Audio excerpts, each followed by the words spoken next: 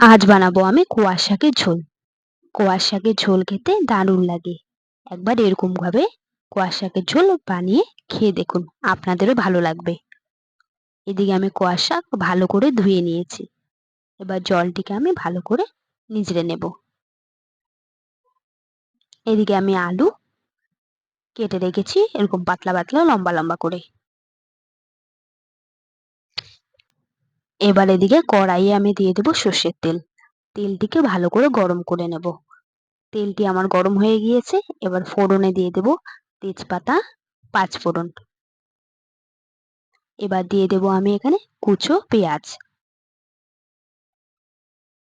পেঁয়াজটিকে আমি হালকা লাল করে ভেজে নেব। এবার আমি এতে দিয়ে দেব কেটে রাখা আলু, দিয়ে দেব স্বাদ মতো নুন। এবার আলুটিকে আমি ভেজে নেব।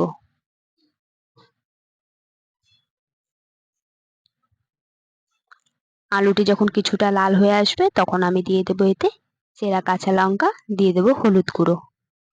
এবার আমি আলুটিকে আবারও ভেজে নেব।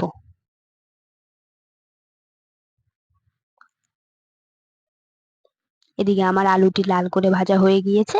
দিয়ে দেব এতে আমি জিরে গুঁড়ো, ধনে গুঁড়ো। এবার ধুয়ে রাখা শাকটি আমি দিয়ে দেব। এবার ভালো করে নেড়ে নেব। নেড়ে এবার আমি ঢাকা দিয়ে দেব, যাতে শাকটি মজে যায় বা কিছুটা নরম হয়ে আসে। কিছুক্ষণ পর ঢাকা তুলে নেব। এদিকে শাকটি আমার মজে গিয়েছে। এবার শাকটিকে আমি ভালো করে ভেজে নেব।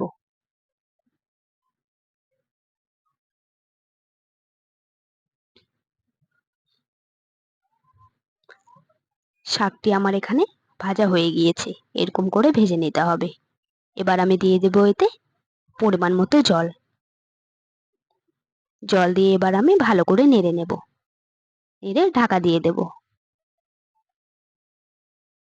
5 থেকে 6 মিনিট পর ঢাকা তুলে নেব। ঢাকা তুলে আবারও নেড়ে নেব।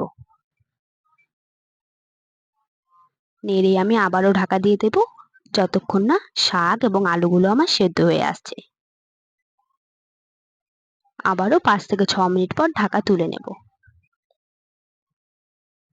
এদিকে আমার আলু এবং শাকগুলো সেদ্ধ হয়ে গিয়েছে।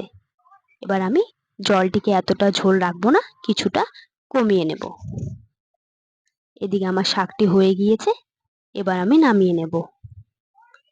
এরকম করে একবার আপনারাও কোয়াশ শাকের ঝোল খেয়ে দেখুন, আপনাদেরও ভালো লাগবে। ভিডিওটি ভালো লাগলে লাইক এবং সাবস্ক্রাইব।